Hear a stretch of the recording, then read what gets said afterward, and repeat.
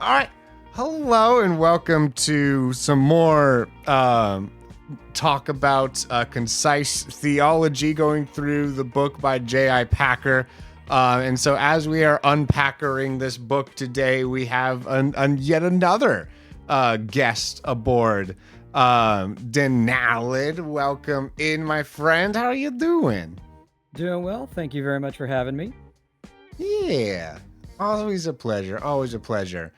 Alrighty. And you might be the only one that, after telling you about this and scheduling you in and stuff, went and read the entire book. No. I did not read the entire book. I read the chapters. Okay. Gotcha. Okay. I was under the wrong impression then. All right. Cool. I'm sorry I've disappointed you. Oh, dang it. Yes. But no, yeah. So we have a few chapters that we are going to plan on covering for this week.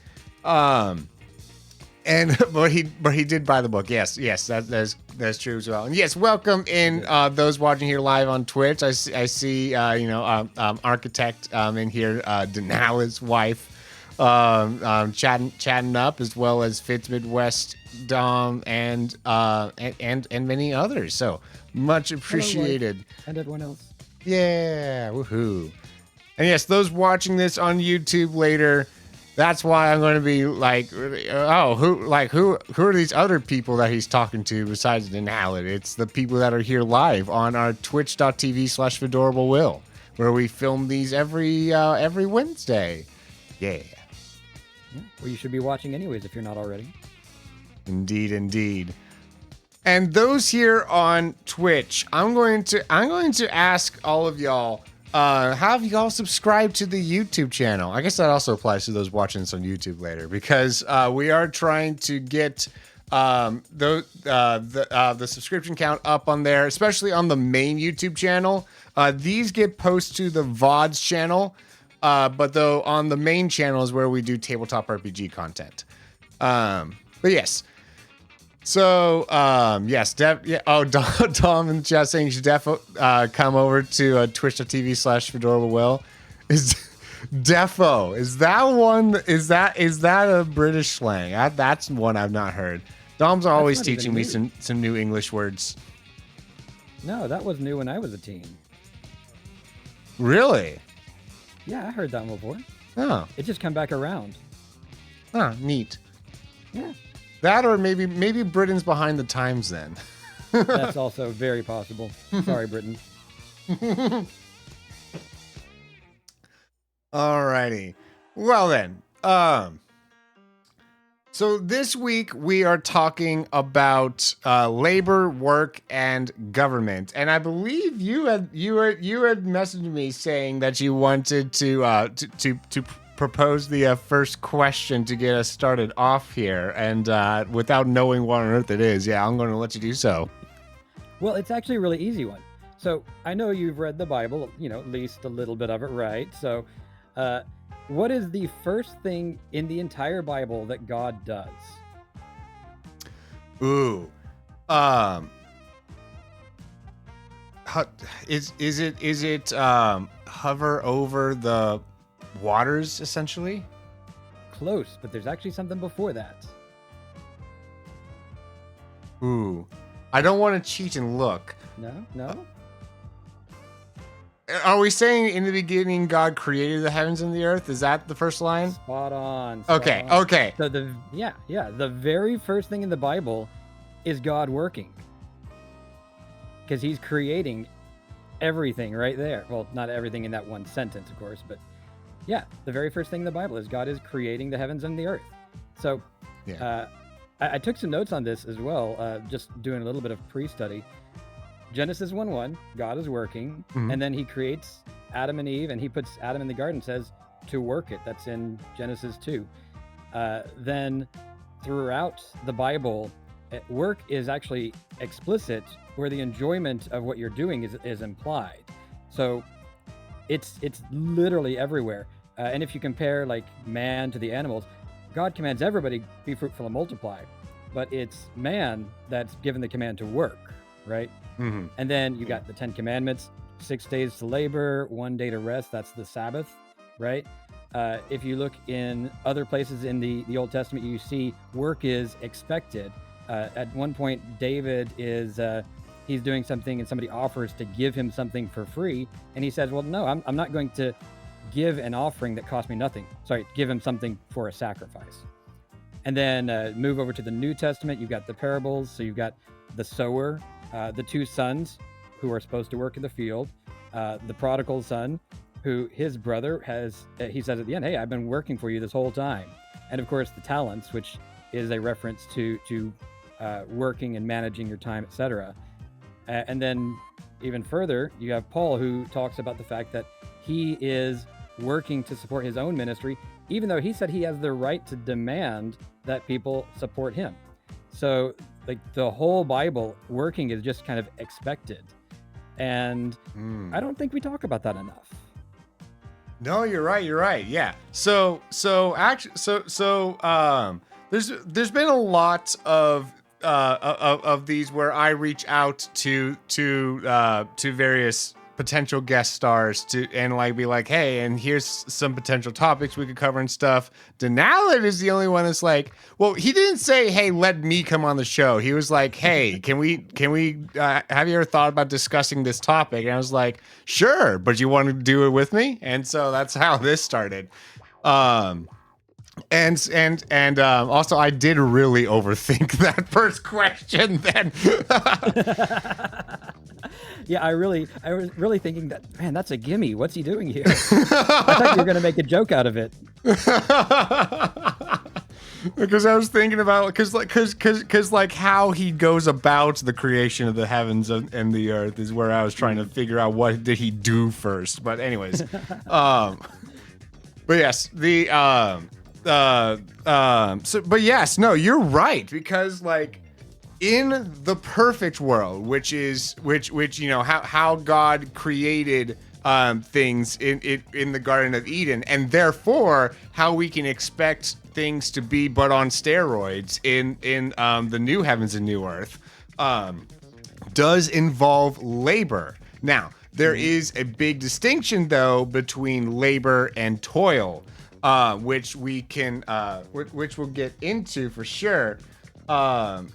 Actually, yeah, I couldn't quite find a chapter in here in the book that's talked about toil. I don't know. I haven't done a Control F. I'm gonna do that, but yeah, I think when a lot of people think about work, they groan about it because of like toil, essentially, right? Yeah, no, that word does not appear anywhere in the book, but I think it's worthwhile squeezing this in before we get into the book proper. Yeah, so what is the difference between working and toiling? So I think I have an idea of what you're talking about here. When we say work, I mean, work is anything productive that you do, basically. But when we say toil, we're really, for the most part, talking about those things that you really just hate doing, but you have to.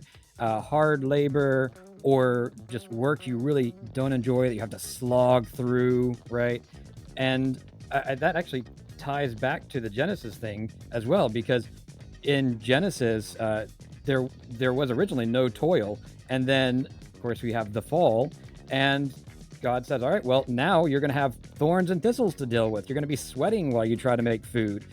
You were in a garden where everything was just supplied. You just had to take care of it. Now you're really going to have to toil for it, right? And on the flip side of that, right, childbirth was always going to be a thing, but now God says, well, you're going to have to be in labor, right? Quite literally in our current parlance, right? You're going to have to work for it. Absolutely, yeah. Oh yeah, like just this morning I was pulling weeds out of my mulch beds, which. Side note, why do we have these weed barriers if they don't actually prevent weeds? I guess they make them easier to pull the weeds, but even then it makes some weeds harder to pull. But it just slows them down. Something like that. welcome in Lulu here as well on the Twitch side of things. Good to see you in here. But yeah, no, it's like a lot of those things is a result of the curse, as we were saying here, right? So we do so. How do we live in a world still like in this cursed state where there's a lot of labor and stuff that we do not like, that we would count as toil, that but yet still be able to work? Like how do we reconcile this? That's a complicated question. Mm-hmm. Interesting. So I would say there's two parts to it. The first thing is we in our modern society actually have opportunities that have never existed before. It was not always the case that you could even choose a career path. It was whatever your dad did, or whatever you could find to make enough money to just eke by, right? The vast majority of human history was just subsistence farming and things that went along with that, right? Or plundering people, I guess. There's a lot of that in history too. But now, I mean, you can get out of high school and you don't want to work at Walmart? Well, you can go apprentice with the trades, or you can go learn how to be a mechanic and all these other things, right? You can go to college, like do software like I do. There's all of these opportunities, and we actually have it easy by comparison, especially in the first world, like in the United States, where moving around and finding a job you want is a lot easier than it previously was. The other side of that, though, is you really have to understand what work is, right? Because I was alluding to this at the beginning. The very first thing that God did was work, right? So work in its proper sense is imitating the creator, the ultimate worker, right? And I think that that's something that, I mean, obviously the world doesn't think of it that way, but as Christians, we definitely should. Yeah, for sure. Yeah. So, yeah. Sorry, I'm also just trying to like figure out how to how to shoehorn in the actual book here, but yeah. So, because the a lot of times with our labor, yeah, no, we. You are right in that, like, yeah, we live in a world where it's a lot easier to do so, and the definitions of of a job has changed over time. Because, like, I mean, even with like a youngin wanting to go and mow someone's lawn, like, right? I had some child labor just the other week to pull some of those weeds, which was much appreciated. Some neighbors just kind of like came up and was like, "Hey, can you would you like any work done?" And so that which was very much appreciated. But yes, Well, to pull that topic though directly into the book, if you like, in a sense, when you're working for somebody or when somebody else is working for you, that is a kind of service, right? So we have to, when we're working for somebody else, we have to think of it as we are serving our neighbor, and of course they're serving us by employing us. So there's a back and forth there. But if you look in, for example, the New Testament, Paul talks a fair bit about you should work as well as you can for your employer. Yes. And your employer should take care of you for it, right? And whatever you do as if you're doing it directly for God himself. Indeed. Let's see here. So, which chapter were you looking at? Was this on the? I'm looking at the Enterprise chapter. Oh, perfect. So there's a quote here: "Pleasing God in everything must be our goal. Faith, praise, generosity, obedience to authority, and yeah. Hang on, I think I actually started reading at the wrong point. Yeah. Now I'm stuck in this search view. I need to get out of here. Gosh. Okay. Me trying to figure out how to. I've used here. Logos for such a long time, and yet here I am. Alrighty. So yes. So we are not trying to please men, but though God who tests our hearts, as it says in 1 Thessalonians 2:4. And everyone knows that we are to glorify God, or well, I say everyone knows. Everyone that's been listening to this to some of these other parts know that our purpose is to glorify God. And that is the ultimate calling. So one of the verses I have the sticky notes sitting on my wait. No, this is the wait. At work, I have a sticky note. That's a different one. At work, I have a sticky note of the verse that says, that we work not as for man, but as for God, because that is our ultimate who we are serving, right? So, but you are correct in that we are serving one another, absolutely. But though ultimately it is through serving one another that we also serve God. Right. And here's the part I was trying to find before. Equally important is the truth that every Christian's full-time employment must be to please God. Yeah, I started reading too late, so I missed that bit. Gotcha. Oh, that's how I got confused. Listen, this has been this is going to be quite a day for me because I have been all over the place this week just with work and stuff. So I very much apologize if I seem scatterbrained. It's because I am. So listen, I'm a cube in a world of non-cubes, so I get it. Absolutely. So, but yeah, so. So as Packer says here in his book, Jesus did not leave to please himself, and nor may we. So excuse me.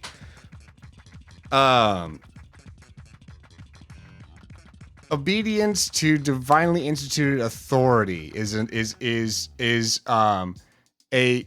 yet another part of our of Christian service.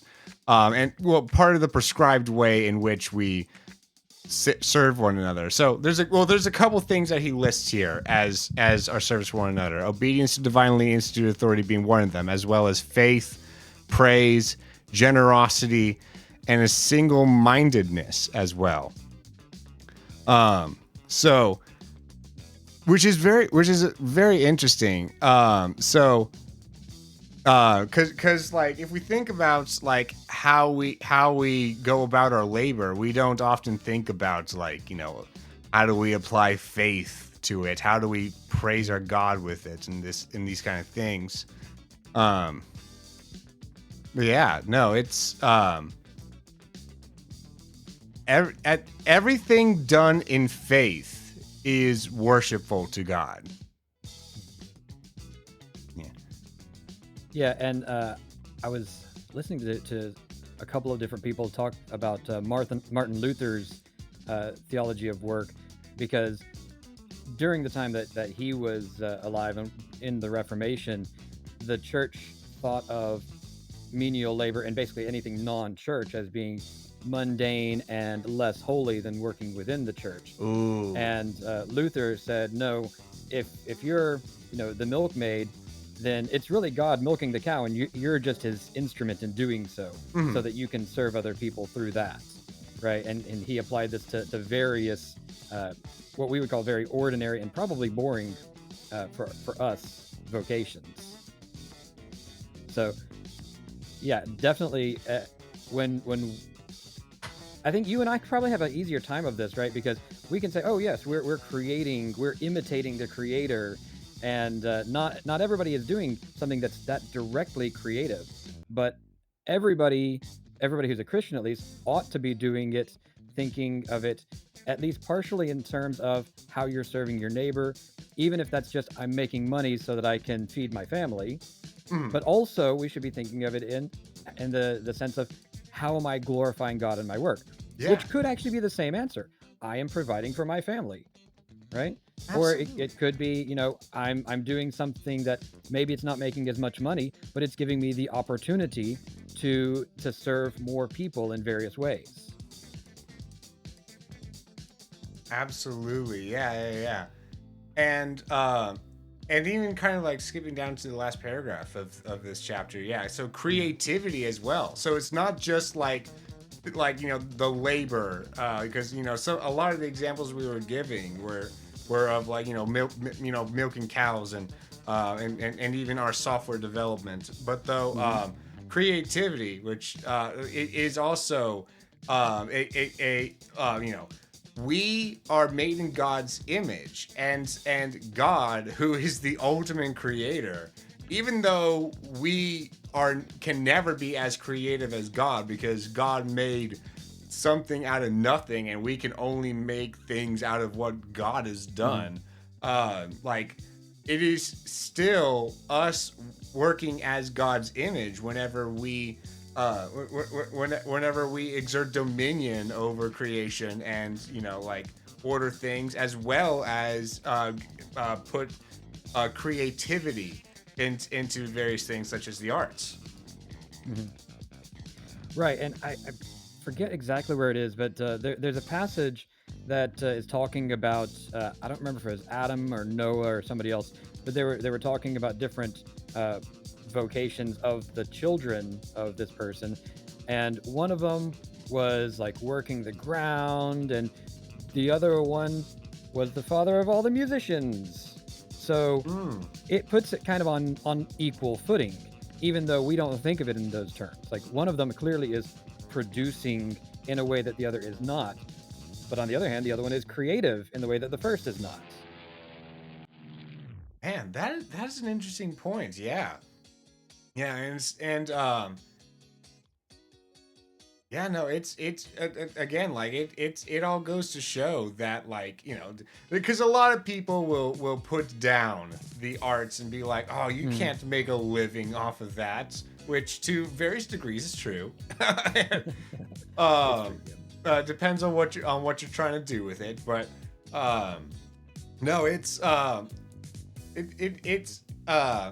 still is, like, even as a hobby. I mean, even what we're doing right now with Mm. content creation is is a it falls under these categories as well. Yeah, not to toot my own horn, but I'm making content right now. Yeah, but you're definitely right, and there's a sort of interconnectedness to this that I think is potentially not obvious, right? Because you Hmm. have some people who are like directly producing, say, food. You have other people who are directly producing housing, and other people who are running businesses, right? Hmm. And those people end up supporting the people who are doing creative work that maybe isn't directly producing a product at all, other than the creativity of it, right? Hmm. So there's a sort of symbiosis there where some people are doing what we traditionally think of when we think of career paths, uh, you know, go out and make money and all that, and some people are doing things that we we don't say they're as important, but clearly we value them a lot because we pay for it. Yeah. So there's a bit of a back and forth with what we're giving one another. Oh, absolutely. Yeah, yeah. We've got some background music playing by artists like Wolfpack and stuff. They like, and technically I'm paying for that through my subscription to Spotify and things like that. And also, just like, man, I've seen some of the hustle that artists have to do Hmm. in order to be able to like get jobs and stuff, or to like find clients, especially freelancers. Like, holy smokes, it is a full-time job. You Oh yeah. cannot say that it's not. Yeah, for sure. I was talking to somebody today about teaching, right? Which Hmm. arguably is one of the most important professions that you could do, but it doesn't pay very well at all, No. right? It's really hard to make a living as a teacher. And I would say especially from a Christian perspective, there's an imbalance there, and it's something that's very hard to correct. But I think it's important to recognize that, because sure, it's easy to say, oh, that guy makes too much money, and that guy makes too little money, but it's really hard to fix problems like that. Like, to be perfectly honest, I think that almost every athlete is overpaid. But I would also say that most, if not all, teachers are underpaid. And that, I think, affects not necessarily our theology, but it affects how we think about the work that we do. Because you've already mentioned with the art, for example, a lot of people will not go into art because it's hard to make a living at it. And I would say, again, this is not an easy thing to correct, but it's at least partially on those of us who have a theology of work to respect those jobs that do pay less and maybe try to do something about it. And I'm not an activist in the normal sense of the word, but I do think that we can at least talk about this. And when you have the opportunity, maybe you can't raise somebody's salary, but when you have the opportunity to help somebody who is doing something genuinely important but also genuinely underpaid, maybe you do. Yeah, for sure. Yeah, like I've worked with a lot of artists for my tabletop RPG stuff, right? Getting character art made and stuff, and I'm always making sure that I'm paying them accordingly. Like they set the prices, of course, but though there are various times where I'm like, no, you're making me underpay here. I'm giving you a little more than that. Yeah, Yes. I don't remember who I was talking. This is a while back, but I was talking to somebody about Christian employers, Christian businesses, and a lot of times there's an expectation that, oh, you're a Christian business, so you'll give me a discount, right? Whereas we should be thinking about, oh, you're a Christian business, I want to support you. Yeah. Oh, yes, for sure. Which can also transition into, well, not another part of this book, but though when you have commissioned someone at your church, for example, right? Like there was one time where someone at my church commissioned me because I have a 3D printer to make little goldfish, like cookie cutters. Essentially, you want to make their own goldfish at home. And I was like, I mean, I can just charge you for the the materials, and that's about it. But they're like, no, you gotta, I'm going to make sure to pay for the whole, for like your labor and everything too. And that ended up making me want to work harder to like make a good product out of it, right? I started to like actually, pay attention to me sanding it down and making it look good, that kind of thing. But there's a verse that says that the worker should get their wages, which was specifically talking about these instances where like people were trying to like exploit one another for theirs. I need to find this passage. Yeah, I do know the one you're talking about, and there's another one kind of parallel to that. In the Old Testament, there's laws, and it says you don't muzzle the ox when he's treading out the corn, right? And then I think it's Paul in the New Testament says, did you really think that was talking about cows? No, we're talking about laborers deserving the reward for their labor. Yeah. You help with a job and you expect to get something at the end of it. Yes, here we go. And that is in 1 Timothy 5 here. Yes. Which was talking in this context about church leaders getting their pay, because they are also doing labor and and therefore the labor is worthy of his wages, which is a quotation of a couple places. It's used in Leviticus 19:13, Deuteronomy 24:15, Matthew 10:10, Luke 10:7, 1 Corinthians 9:14. There's a couple places where the labor is worthy of his wages pops up. Yeah, for sure. And I will say there are definitely some overpaid pastors, but not many. Yeah. Everyone can think of the like televangelists that buy their own plane. Also, welcome in Kokiri here on Twitch. Yeah. Hello. Yeah. Now, as to what is a fair wage, that is heavily up for debate because that will always vary depending on a person's individual needs. I know some like big pastors like John Piper. He does not live in a big McMansion or anything like that. He he lives a little bit more humbly and takes a pay that is according to what his needs are, and it's about there are some people that have that flexibility to be able to pick their own wages, and good for them, I suppose. But it takes a bigger man to be able to say, this is only as much as I need here. Yeah, for sure. Yeah, I've heard kind of both paths that argument can take, because again, there are some who definitely make way too much money and don't do the correct work to make it. But there are definitely also many pastors who they are very satisfied because they are doing their calling. They are preaching the word. They are shepherding the flock, and that's really what fulfills them. It's not the money, which really is how we ought to think of all of our work. Obviously, we need money to live, but going back to the very beginning, is what you're doing glorifying God? Is what you're doing serving your neighbor? Then it should bring you at least a certain measure of satisfaction.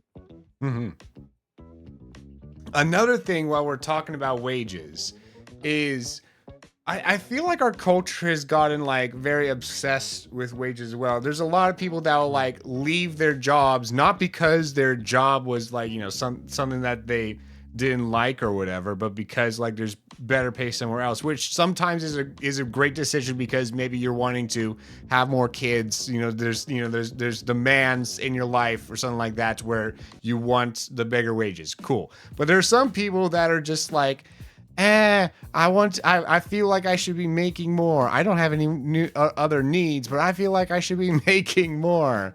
And there's something to be said about being able to do a lot with less, because there are a lot of people out there that's like, whose excuses for like, not doing X, Y, or Z is like, oh, I don't know if I would be able to financially support that. Well, you can if you like, try hard, budget well, make some sacrifices here or there, right? So so sometimes we can increase our wages by decreasing our spending in other places.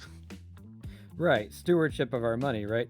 We are not called to be wasteful. And I mentioned at the very beginning the parable of the talents, right? Yeah. The first one, I think he had 2 talents and came back with 4. The second one had 5 and came back with 10. And then the third one says, well, I only had 1, but here's your 1 because I didn't do anything at all. And the criticism was not, why didn't you make money? Why didn't you profit? The criticism was, why didn't you do anything with it?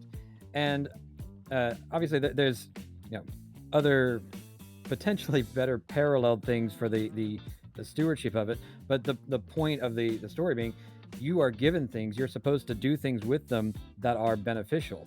And in the context of the Christian life, it's not just beneficial to you, it's glorifying to God and beneficial to those around you. And sometimes that means going out and making more money. Sometimes it means doing more with what you have already, just managing what you have very well. Exactly, yeah.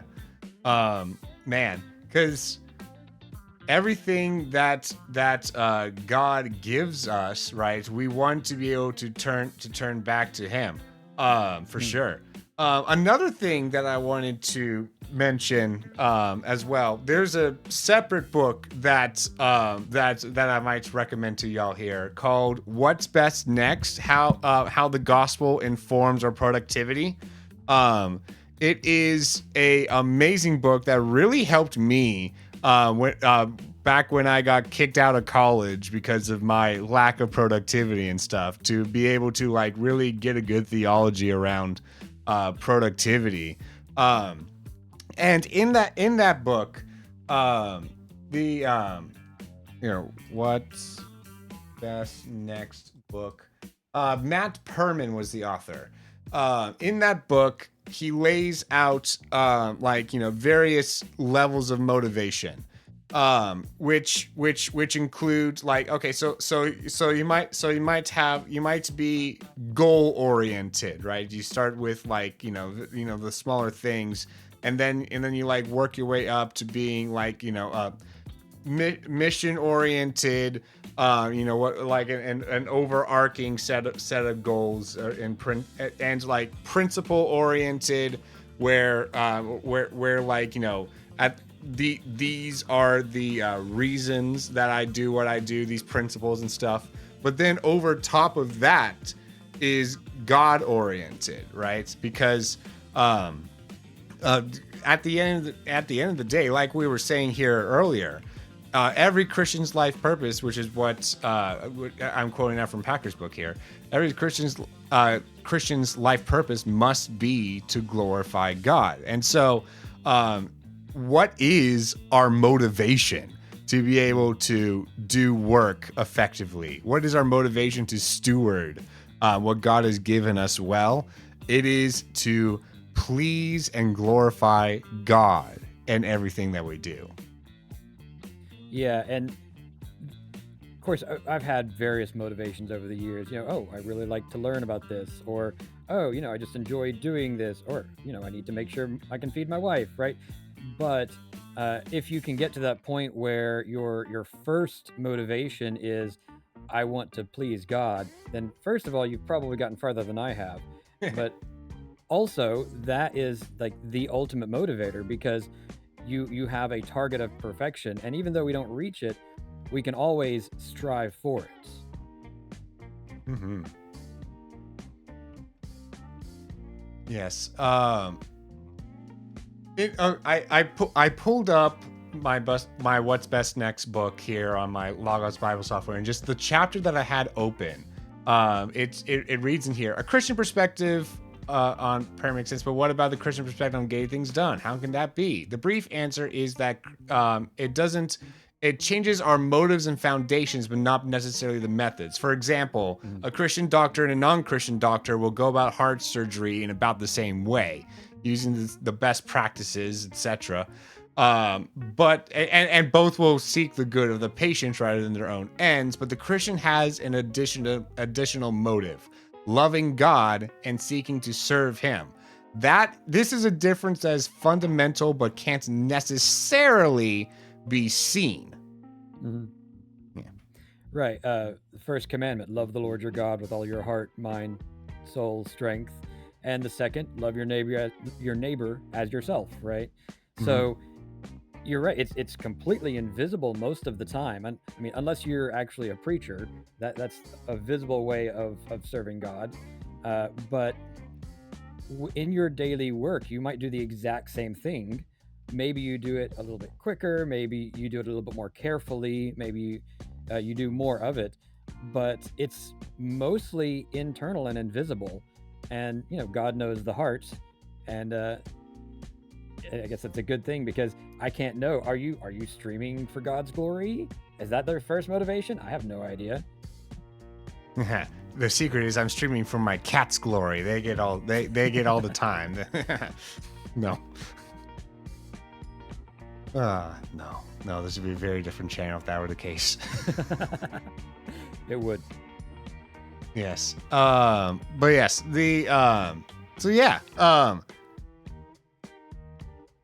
anything else that you wanted to touch on with regards to this enterprise chapter and such before we move on to the world? Nothing in particular, but I think this actually feeds into that chapter quite well, because when we talk about the world and how we act in the world and how we transform the world, we largely do it through just living our lives and doing our work, right? Mm-hmm. I mean, going back to those very first commands, be fruitful and multiply. Mhm. You know, you have kids, you teach them the right way to live, you teach them about God, you make more Christians, essentially. Mm. And then in your work, you're building up the world, you're finding ways to improve it. Mhm. Michelangelo, I believe, said something to the effect of, I want to think God's thoughts after him. I might have the wrong artist, but I think it's him. And then, Isaac Newton talked about the order of the world. And all of these, well, not all of them, many of these very well-known figures did what they did because they looked at their theology and they said, all right, well, I want to know what the physical result of this theology actually is. What is the practical part of this? And therefore they worked. And they did amazing things. Absolutely. Yeah. So, world. So what we mean by world, I guess, how this chapter starts. World in the New Testament sometimes means what's the same thing as in the Old Testament, namely, the earth. But though it can also refer to mankind as a whole, which is more so what we are referring to here. Even though we are now through adoption into the kingdom of God, a part of this other kingdom, we still live in this world in kind of a ambassador role, you could say. But even an ambassador is still actively living in that world, being a part of it, contributing to the local economy, right? They have to buy their sandwiches somewhere. So That's true. yeah, They buy Christian sandwiches. indeed.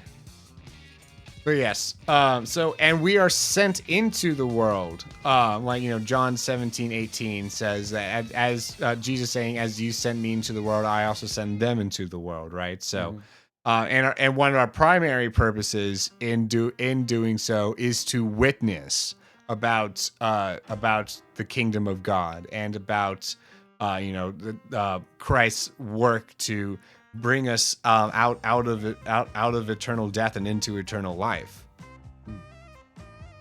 Yeah, and this, I think, is a very important aspect of how we live our lives, because if people know that you're a hard worker, if they know that you're trustworthy, if they know that you're reliable, they're more likely to give you time when you want to talk about things, including talking about theology, talking about salvation, talking about God and Jesus. If they respect you, they're more likely to hear you. And how we live in the world is part of that. No one's ever given me time. They only give me basil. Anyways, but yeah, no. And so, there's, oh man, I forget what the term was for these people, but there's, well, they've gone by many names over the years because various, things, there's nothing new under the sun, but there's been various times where, a group will pop up and be like, Jesus is coming. He's coming tomorrow. Here's all these proofs of why he's going to, and so, we don't need to work. Let's just, be merry, have all of the woohoos and, drink and be merry or whatever. We're about to, tomorrow we die. Yeah, exactly. Which just no. Because Paul very much calls out these kind of people in one of his letters, saying that we shouldn't just go, eat, drink, be merry. No. We are still part of this world, and therefore we should act as a part of it, because we do not know when the appointed time is. It could be tomorrow, but it also could be a century from now. Right, and I'm gonna say something. This is true regardless of your eschatology. When people look at those verses, right, as in the days of Noah, they're talking about people living their lives, right? Hmm? They were getting married and going about their business, and then two men standing in a field. Why do you think they were in a field? People worked the fields. So regardless of how you think the world is going to end, you shouldn't take that tack of, oh well, it's going to end soon, therefore we do nothing about it. We are told that we are to serve our neighbors. We are told that we're supposed to go make disciples. You can't just ignore that because you think the end is tomorrow. Yeah, no, hard no. Um, yeah, we are sent into this world, and we are to be a part of this world. And so a lot of times, as we are a part of this world as Christ's ambassadors, there are various times when we can find ourselves kind of just hanging out in our little ambassadors building, embassy. That's what they're called. In our local congregations, or maybe even for just like our Christian friends in general, right? So those of us that are sent out into the world, should we not also have within our circles people of the world too? Yeah, I mean, I think that there are always multiple circles, right? You don't have everybody in your inner circle, and Yeah. that's okay. However, if you are sequestering yourself away, then you are not being a light a light to the world. You're not being a city on a hill. You're not going and making disciples, right? You can only do those things if you are interacting with the people who need light, who need to know where the city is, who need to be discipled. So for us to withdraw is antithetical to Christian living.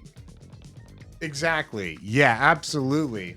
There, when I was in college, we had, and I was a part of a Baptist Collegiate Ministries there at NKU. Woo, Norse up.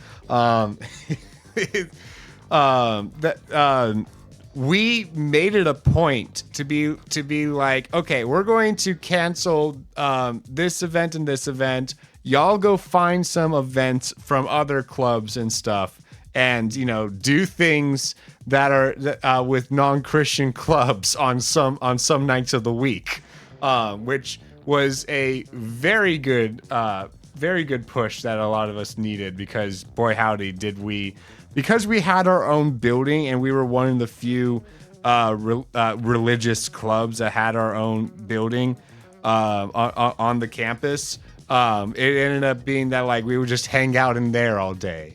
And so it was really good to like push us out and go do stuff in the world. And so that's my encouragement for y'all as well, which there are various ways that we can do that. There's going out and finding different clubs or whatever, interest groups are, you can go online and like search major city I live near and this interest and find something.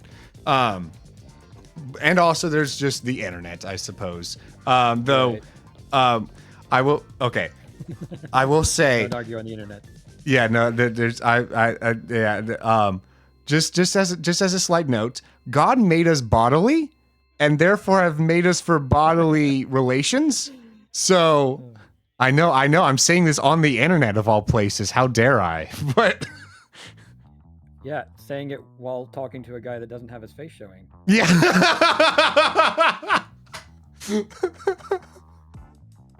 No, but yeah, but no, yeah, no, all of the like these are parasocial relationships to certain degrees. Now, these can become you have to be very intentional to make an online relationship be more than parasocial. Like, I actually have gone and visited Denalid in person, right? So, because like the reason that this matters is because when you are online, even though you're not intentionally doing so, you do pick and choose what about yourself you are showing and hiding, right? It's a lot easier to hide your sin when it comes to online circles. Mm-hmm. That is definitely true, and I think for those of us unfortunate enough to be on Twix lately, there have been multiple things within the Christian circles as well, where it's turned out, that account wasn't even a woman, it was a dude, and he was just manipulating people, and that guy, we thought he was a solid Christian, and now he's just being belligerent to every other Christian, and things like that.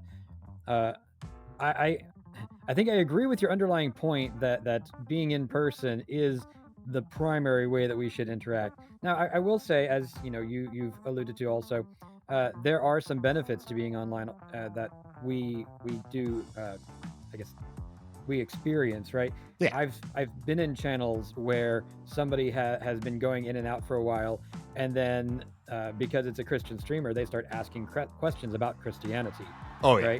right? And I and other people that I know have occasionally gotten private messages where people start talking to us about theology and things like that. Uh, and even in my job, which definitely person there, it's not going to church with somebody, but on multiple occasions I've been sitting with my boss, and we've been talking about work motivations and things like that, and it sometimes leads to conversations about Christianity and Jesus, right? So uh, there's paths either way. Yes. I definitely think, though, the in-person paths are easier to find.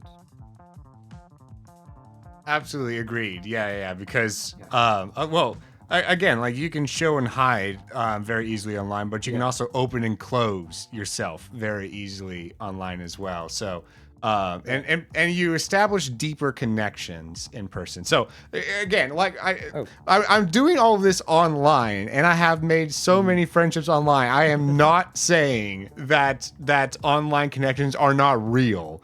I'm just what I am saying though is that there is a much more richness and deeper ability to go deeper when in person versus online. Right. Oh, I meant to say this before. So you were talking about hiding things and potentially even hiding sins online. Yeah. Previously, I had mentioned, people tend to trust you more when they already know that you're reliable, when they know that you're trustworthy. It is very hard to say that somebody online is trustworthy, because you have no idea whether it's somebody who's just really playing the long game or just really in their character or whatever it is, right? So it, like, you came to visit, and we made the joke. Oh, well, now we know that Will's not actually an axe murderer because we've met him. But there's a certain amount of truth to that, right? Because you're somewhere else. I don't even know where you are exactly. And until I had actually met you in person, I had no idea even how tall you are. So I don't know how trustworthy your height is, right? So. Yeah, no, for sure. Yeah. But yes, so coming back to our points here. Yeah, no, there's all sorts of different realms that you can meet people and things like that. Oh, also, actually, before we reel this back in, while the line is cast into the sea, for those that are meme evangelizing, essentially, just just evangelizing by means of memes. It's a lot of those can be fun to pass around your inner circles and stuff. But though, let me put it this way. It's more so about responding to people online and stuff. Like there was someone that's to a post that I put on the app formerly known as Twitter, started to make all these assumptions about me and being like, oh, what are you what are you implying here, and trying basically coming up with their own implications of what I was saying, which was not what I was saying. I didn't even bother trying to fight back with that person, because someone that is not asking questions, someone that is not seeking understanding, They're just there to be combative. And if you play stupid games, you win stupid prizes. So, there was not going to be anything fun to be won out of that. So, so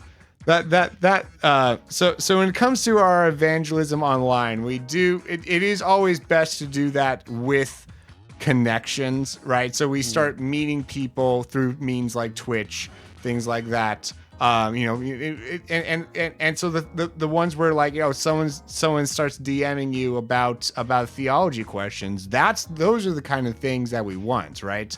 Those are the more fruitful ones where there's actual questions and conversations and going back and forth.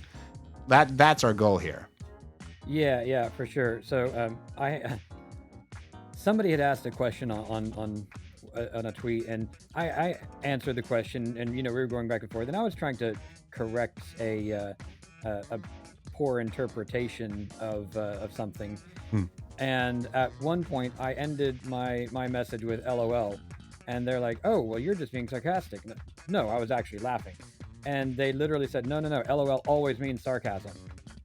Well, you're not even taking me at my word as to what I meant about what I said, so this isn't even going to go anywhere. Yeah. Whereas, on the other hand, I had somebody who we had started in a tweet and it moved to DMs, and we had a conversation. We disagreed at the end, but we had a conversation, and it was very cordial, right? It's really, really hard online. I do tend to think the less public it is, the easier it is to have a productive conversation. Which I think is what you were getting at. Yes, fully agreed. Yes, a lot of times that's what I'll do. Is like, hey, like, if you want to talk about this, let's go into the DMs here, because this can get blown up very quickly. Right. But yeah, no, absolutely. And reeling things back in a bit, yeah. So we've got our various online circles, whatever those look like, but also our coworkers as well. Unless we work for a religious organization of some sort, where all of our coworkers are also Christians, but that's fair. Yeah. But even then, sometimes, it might be that's the customers you're serving might not be. But with that, right? There's various people that God put into your life. Actually, one of the things that I like to do every Sunday morning is go get a donut from the local UDF, which is an Ohioan convenience store that's mainly that has like ice cream, donuts, and other things. But the donuts are what I'm going there for on Sunday morning. And so I've got a lot of the people working there now recognize me and stuff, and so those are also great opportunities to get to know people. Is just your routines as well. Yeah, I mean, especially in those scenarios where there's some sort of service involved, a lot of times they will make conversation just because they're bored, or they like seeing a familiar face, or they've got extra time, or whatever. And not that they're a captive audience, but they have at least a little bit of motivation in the beginning to listen. And it doesn't have to be like, oh, well, sit down, let me give you a 40-minute exposition of the theology of the hypostatic union and that kind of thing. But yeah, those things, they build up over time, or they create opportunities to be very direct about your faith. Absolutely. But yes, so which I thought there was a chapter about there's a chapter about mission that we could circle back over to as well. Yeah, we can squeeze this in. So, actually, yeah, I think we do have We have about 30 minutes. Yeah. So mission, which is to say, us being sent, is, so basically that is one, like, part of the Great Commission is that we are to go forth into the world, right? So, to Jerusalem, Judea, Samaria, and to the ends of the earth, right? So, starting from because the ministry of Christ started off with the chosen people of Israel and then spread. But that aside, we are to go forth from our inner circles out into the world, and the appointed task is twofold, according to Packer here. First and fundamentally is the work of worldwide witness, which a lot of people think of when they think of missions. But the second is to it is basically just our neighbors, essentially. Just to all forms of human need as they present themselves. So compassion, feeding the hungry, helping the poor, those are legitimate mission works. But though all need to be done in the love of God, and should always be a platform on which we present, firstly, the love of God by serving one another, and secondly, the gospel of Christ. Yeah, I think it's interesting to me that churches historically ran hospitals, ran schools, and I think some of that still happens today, at least in name. But even today, there's a lot of charity work done through the church and explicitly as a church body, right? As much as I disagree with Catholics about a lot of things, they do have a lot of very public charity works. So I will give them props for that. But every church that I've been in has either had their own food pantry or some means of helping people when a true need arises. And I think that is a very important part of our ministry. I don't necessarily think that everybody should be, oh, well, I have, extra 20 minutes today. Let's go down to the soup kitchen. I don't think that that's necessarily everybody's calling, or we have, full soup kitchens and way too many people working them. But we all are supposed to go out into the world. And I would say that charity in general is a great way to do that, because again, it goes back to being trustworthy, being, I guess, somebody that you can rely on, right? Because if we go out and we're like, oh yeah, I'm a pastor, and this church gives me a salary, and I'm out here 2 days a week, and the rest of the time I'm just chilling back at the home church, as opposed to saying, all right, well, I am giving of my time freely, I'm giving of my money freely, right? Again, not that there's anything wrong with a pastor taking a salary, but if that's all that people see, they'll think we're doing it for the money.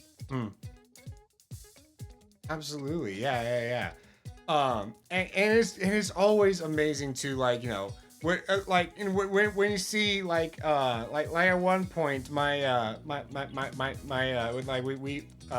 we've like whenever there's a new pregnancy and a new child within my church, we always make a little schedule on who's going to go and feed the family on these on this day, that day, that kind of thing, just like serving them by cooking for them. And that is a great way to do things. So it can be little acts of service here and there as needs arise. But they'll also, like, I will also say, oh, welcome in, Dan. Thank you for the lurk. I will also say that, like, I work in a like, downtown skyscraper setting where there is a lot of homeless people out and about. And I am not going to give to people that I don't know anything about. Because like I have, and the reason I say that is because I have so many people I do know that do have needs, and so those are the people I prioritize first. Now, there's nothing wrong with doing a homeless ministry, right? Like, feeding the homeless, etc. In fact, there is actually a brother in Christ that often is on street corners, kind of asking for money, but though like he's trying to make ends meet because he's not trying. He has a low income place that he's staying, and he needs to be able to pay his rent and stuff, and he sells papers to do so, right? He sells, he's trying to work for it. So those are the people that, like, when I'm downtown, those kind of things that I'll support first, is those that are like working for it, whether that be someone like playing instruments to get stuff, or selling papers like this guy was. That is my hot take on the homeless. There is like, yes, they do have needs. Yes, they do need to pay their rent. But though that is best done with organizations that help the homeless, rather than individuals just kind of like, throwing money at them. I would agree with that, and my reasoning is this: if you go back to like ancient Israel, like there's the beggar in the gate kind of situation. Mm-hmm. Everybody knows who that is. They know where he lives. They know who his relatives are, and they know that begging is his profession, probably because he can't do anything else. He's probably like a legitimately crippled person, and that's why he's begging. So in that case, giving directly to that person is a good thing, right? Absolutely. Because we are called to feed the hungry and show compassion to people, right? On the other hand, if you have somebody who's a stranger and comes into the city and sits in the gates, you might not get the same response because they don't know who this guy is. And we have kind of the second situation more in our society. Sure, you have the one guy that and he's trying, and he's selling papers, and he's working at it. But then for every one of those, you've got 100 or 1,000 that you don't even know, like, where do they live? Are they even, from this part of town? Do they get bussed over every day so that nobody recognizes them? And I'm not saying that every homeless person is in that situation, but we know that a very large number of them are.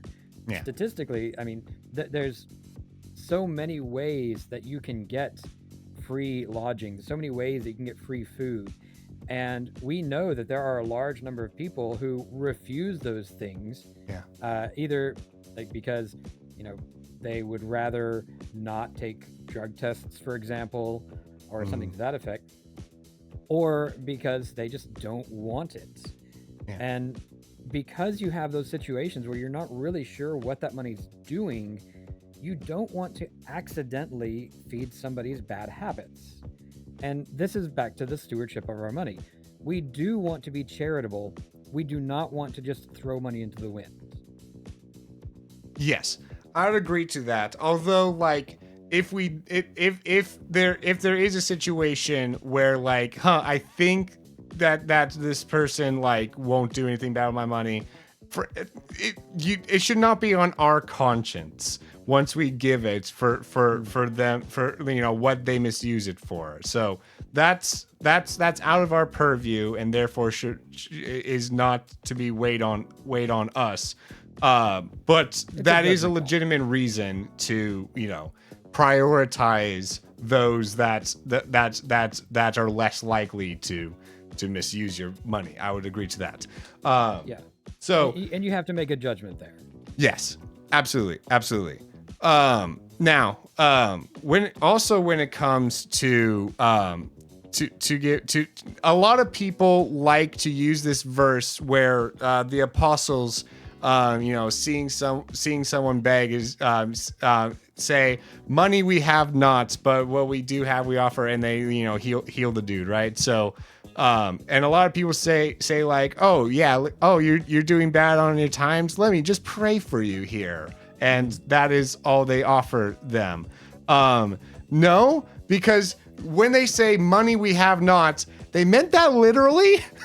We have money, so it's not so much that the apostles were doing that because they didn't think that this homeless guy was going to misuse their funds or something. No, they literally just did not have money to give the dude. So we should not go using that verse as an excuse here.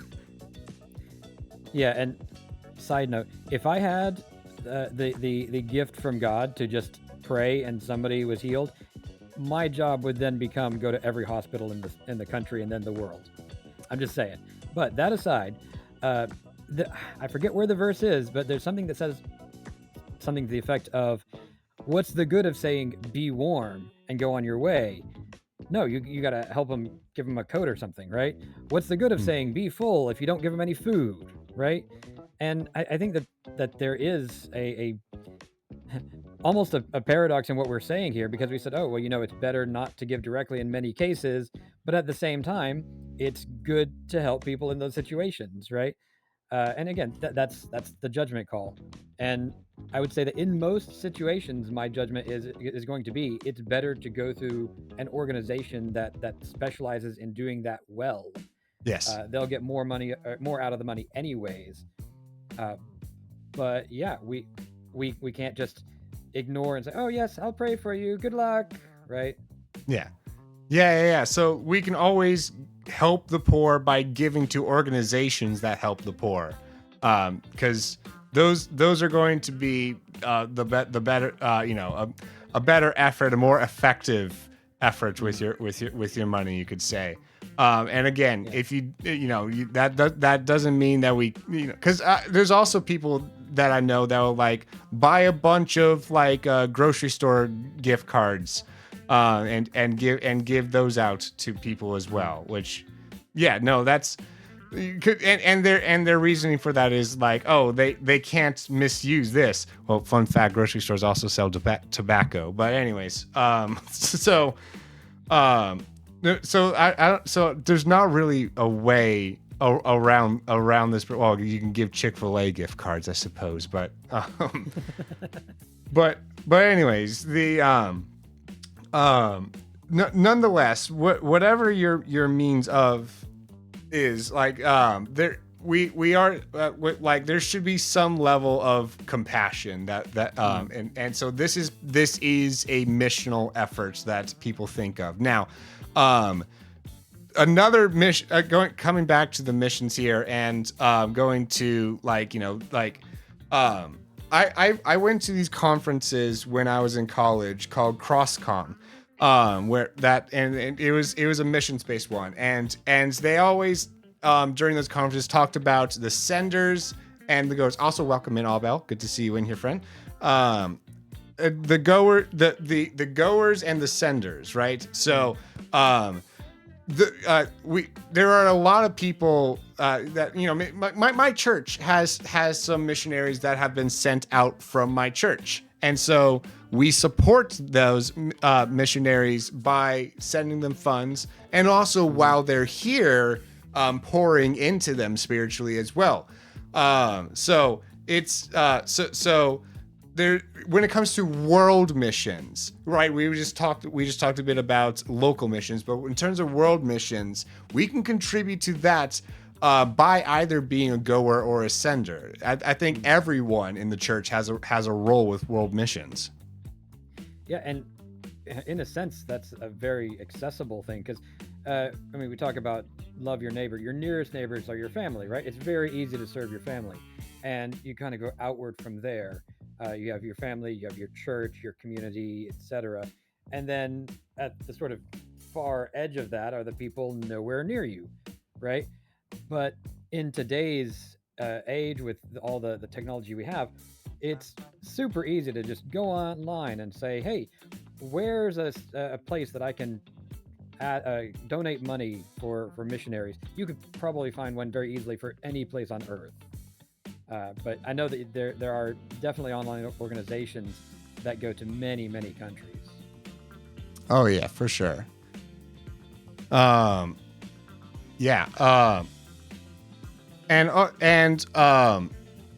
Yeah, and giving to those organizations or giving to individuals. Yeah, there's all sorts of ways you can go about that. Now, the last chapter of this book that we wanted to cover, talking about the world, I guess, kind of, there are various governments within the world as well. I wanted to shoehorn this one into our discussion here because looking through the list of chapters, I wasn't sure when else I would get a chance to cover this one. So Fair enough. So with regards to government, so civil government, this is quoting from J.I. Packer's book. Civil government is a means ordained by God for ruling over communities, right? So there is no authority. So Romans 13, 1 through 2. Everyone must submit himself to governing authorities, for there is no authority except that which God has established, right? Yeah, I'm going to make some people mad probably. So I'm going to start by saying, listen to everything I say before you yell at me. President Trump is there because God wants him there. President Biden was there because God wanted him there. I cannot tell you why in either case. Yeah. But I do know that those are two facts. So keep that in mind when you think about the government. Now, that doesn't mean, especially since we have a system where we can change our laws, that doesn't mean that you have to just roll over and take everything, because we have means of affecting our government. So with that, let's take it back to the time that Romans was written. The Jews were, by their definition, enslaved by the Romans, right? Now, that doesn't mean that everybody walked around with chains around their ankles, but it does mean that they had to do whatever the Romans told them. Yeah. Right? If like you've heard of the walking the extra mile thing. What I've read is that came from the fact that a Roman soldier could at any point just say, hey, carry my stuff.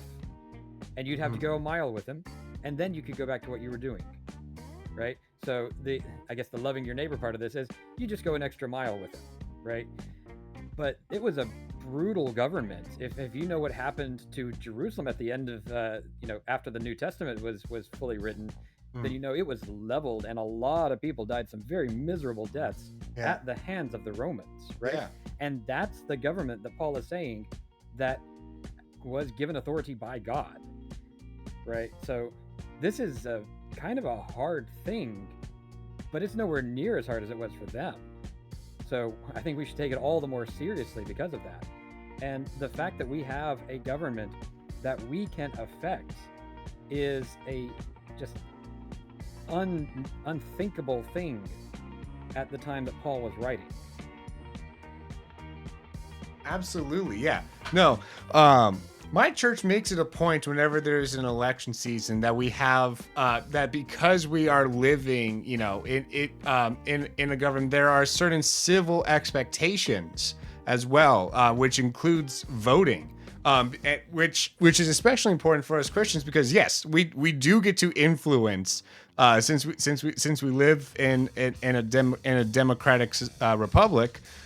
We do get to influence who our leaders are, and so that does give a lot of weight to voting, and it is one very relatively easy.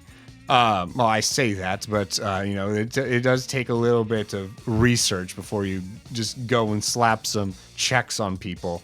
But it is a simple, let's put it that way to live in this in a civil society. Right, and I would add to that, especially at the local level, but even above that, you can, in a lot of cases, vote for Christians, and that gives you the opportunity to support laws that better reflect God's laws and how we are commanded to live. Absolutely, yes. Yeah. So that to say, go vote, even for the local elections, because this is You're my definitely going to friend be one of now. those We're years where having people are soft going to tacos say later. like, "Oh, there's nothing big on my ballot." And it doesn't so, and just it doesn't make it less important. But anyways, welcome in Palkia King Q. Good to meet you. Glad you found the channel. Thank you for pressing the follow button there, and a little friendship button. Appreciate you. How'd you find the channel? Yes. So, with regards to government as well, right? So, we here is a very hot take of mine, and I know a lot of people are going to disagree with me on this one, but the person that put the speed limit sign up had authority, and if all authority is derived from God, that speed limit sign has authority. Now, as I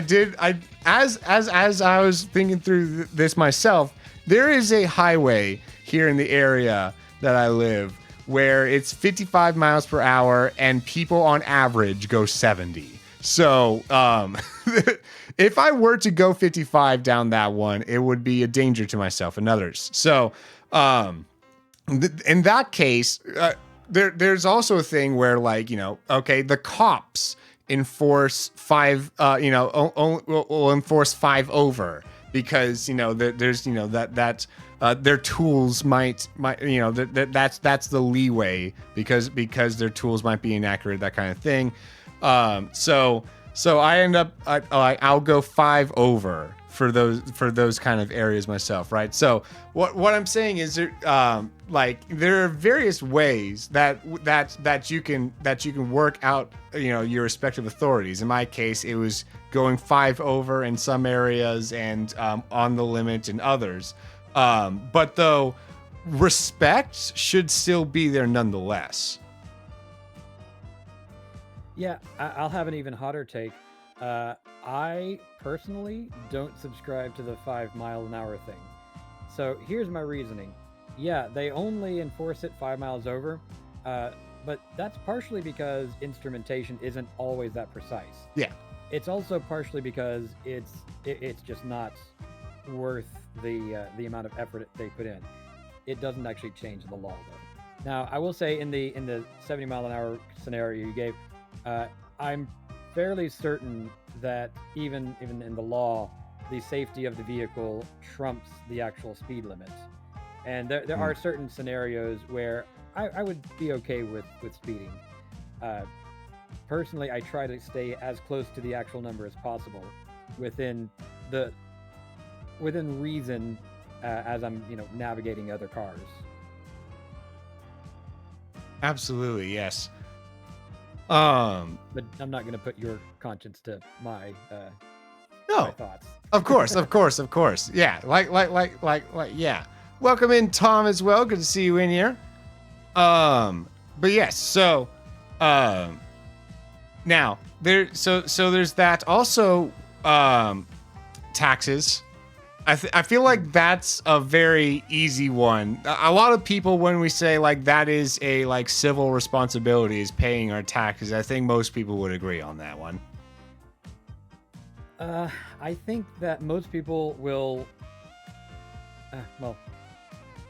I think that many people will agree. I think a lot of people will say taxation is theft, and I think that there's a bunch of people in the middle who talk out of both sides of their mouths. That's true. So, the government has the right to impose taxes. And, look at the Old Testament. The people said they wanted a king. God said, he's going to tax you, and you got to pay it. And they're like, that's fine. I'm like, that's fine. We'll take the king anyways. And then, a couple of generations later, what was it, Solomon or Solomon's son said, yeah, I'm going to tax you even more. And everybody got mad. But yeah, the power to tax is part of the power of government. And if you want to be taxed less, the way to do that is to affect the government. Absolutely. Yes. And there's various and there's a couple scriptures that back this as well. Matthew 22:15 through 21, give back, render to Caesar what is Caesar's, right? So give back to like so in this case to our government, render to America the things that are America's. In this case with our taxes. And Romans 13:6-7. For because of this, you also pay taxes for rulers and servants of God, devoting themselves to this very thing. Render to all what is due to them. Tax to whom is due, custom to whom is custom, fear to whom is fear, honor to whom honor. Right. And I will also say, at the risk of making more people mad at me, being in compliance with your government, unless they are telling you to sin, is a mirror of being in submission to God. Now, I'm putting that huge asterisk there. The government cannot command you to sin, but if the government is an authority put there by God and they are telling you to do something that is not sinful, then you are compelled to do it. Now, there is the our first authority is Christ. So we can always bring up the example of Nebuchadnezzar trying to make Shadrach, Meshach, and Abednego bow to an idol when that is very strictly against what God commands us, right? So those instances are where we should disobey. But in today's society, especially here in America, there's not really instances where we can say we need to resist those things. Now, there are some instances where they might legalize a sin, and we don't, and just because something is legal doesn't mean that we should consider it legal. But yeah. And I think if there's anything today that really comes up, it's going to be around compelled speech, which, strictly speaking, our Constitution says that the government can't do that anyways, but people disagree on what that means. But yeah, today there's very little that the government will say, you must do this, that is outright sinful. Whereas back, when Paul wrote Romans, again, we've got the Roman government, and if you know much about your church history, a lot of people were killed by the Roman government just because they would not take the little pinch of incense and put it into the fire in Caesar's honor, because that was an acknowledgement of the deity of Caesar, which as Christians, we do not agree with, right? Yeah. We say there is only one God, and Caesar is not him. As evidenced by the fact that Caesar is still dead. Yeah, exactly. In fact, the Roman Empire is now dead. So there's that.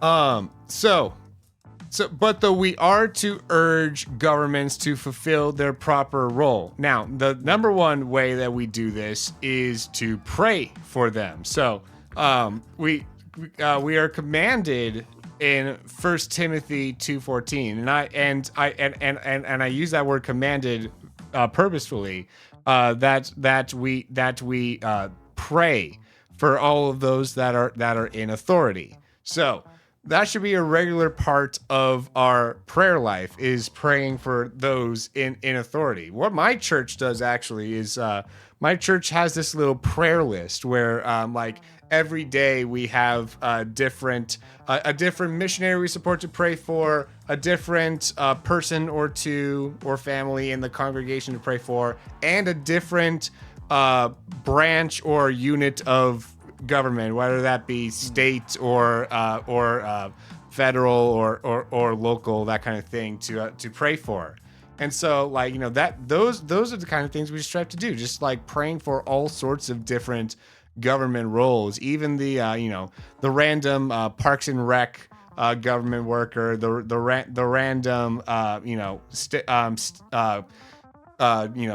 county court clerk, those people, all of them need prayer. And what should we pray for them? For their that we may be able to lead, as 1 Timothy here says, a tranquil and quiet life in all godliness and diligence. But though, we should be praying for their well-being as well. Yeah, I get really irked when I see online, oh, so and so on the other side of the aisle is sick, and people start piling on. Oh well, I hope they don't recover. That is a very unchristian thing to say, even about your enemy. Yeah. So even more so, well, I don't know if it's more so, but even more emphatically so when it's somebody in the government, because yeah, there's a lot of things that happen in the government I don't agree with. There are a lot of people that I think ought not to be there. But again, God put all the authorities there. We might not know the reason. And to be honest, we might not agree with it if we knew the reason. But he did do that. And it's a very hard pill to swallow. Yeah. But we should be praying for their health and, in many cases, for their salvation and repentance. Yes. Yes. So we are to obey government, we are to pray for government, and we are to, as Packer says here in his book, watch over government as well. So this gets, I don't know if we'll, how we can cover this in like 5-ish minutes, but the role of church and the government and the state. We're like, this is not Israel where we are in a church-led government. That's not how this is set. Unless you're listening to this from Israel, in which case, hi, cool to have you. But anyways, so we like the church is, like it is a good thing to have a degree of separation. Like, I would never say that, like, oh, we should have, let's put John Piper in charge of the whole government or something like that. No, because his role is not to be a politician. His role is to be is to be a preacher. So there is a degree of separation, but the church is to still watch over and encourage the government to hold to God's standards. Yeah, and this actually, I think, goes back to the doctrine of vocation that we started with, because you have some people who are called to ministry, you have other people who are called to government. Yeah. And then you have many people who are called to neither. So if you are called to ministry, minister. If you are called to government, govern. And if you are not called to either, especially if you're in a place like the United States, then attend the services on Sunday morning and go vote when it's time, and give input to those who are governing. We have this again unprecedented amount of influence over our government. But back to the actual subject we're talking about, the interaction of the church and the state. The church as an individual body, I don't think has the qualifications for ruling the whole country or governing the whole country. But I definitely think that the church should seek to influence the government for good, right? Paul preached to the emperor of Rome, Caesar, right? And he said, Caesar said, oh, you think you're going to so quickly convert me to Christianity? And Paul says, I wish everybody were like me, except for the chains. And we should have that attitude where we want everybody, including everybody in the government, to be Christian, because we desire their salvation. And if we ever got to that point, and let me be clear, I don't even know what Christian nationalism means today, but I'm not talking about whatever that is. I'm talking about just normal people being Christian and being in the government, right? So we should pray for the salvation of everybody in all of our governments, because, well, first, because we love our neighbors, and also because we want our government to reflect the design that God has. No, absolutely. Because, like, there's a lot of people in the world just being influenced by the world society, the powers at hand, that will rebel against God because that is what man is inclined to do, and therefore we as Christians do have a role to keep such people in check, right? Like I think because like say for abortion, for example, which I'll bring up because we have talked about abortion on this show before. You can find that episode on the VOD channel. But yeah, so the we should not, if we believe that God works on us even in the womb, that and we believe what the Bible says about the humanity of someone in the womb. We should seek to guard their rights of being alive. So Right. and that also just applies to general things like theft and murder as well, right? We don't want to give give leeway for things that we know to be wrong. Yeah, and Paul says at one point that the government is not a terror to people who do good, but to people who do evil. And of course, he's talking about an ideal. Again, we've already discussed the context that he was writing this in. Yeah. But one of the primary purposes of the government is to restrain evil in society. And I do realize there are some disagreements about what that means, but as Christians, I think that we have a pretty good idea of what God considers to be evil and what God considers to be good. Yeah. And we should want the government to fulfill that role properly. Absolutely. No, I agree. Yeah, so that's all that I had from the book here. Did you have any other thoughts that you wanted to share?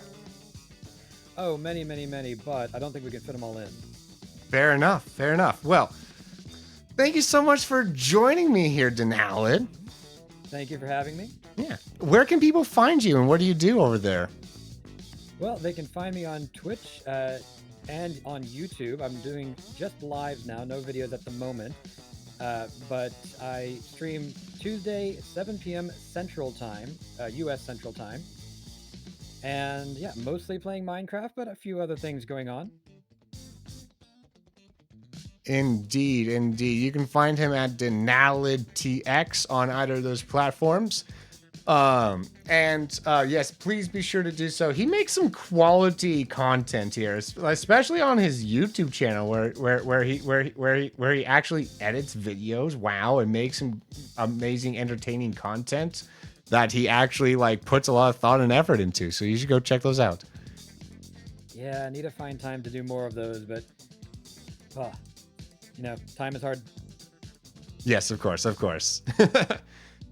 Alrighty, but yes, would you like to close us in prayer?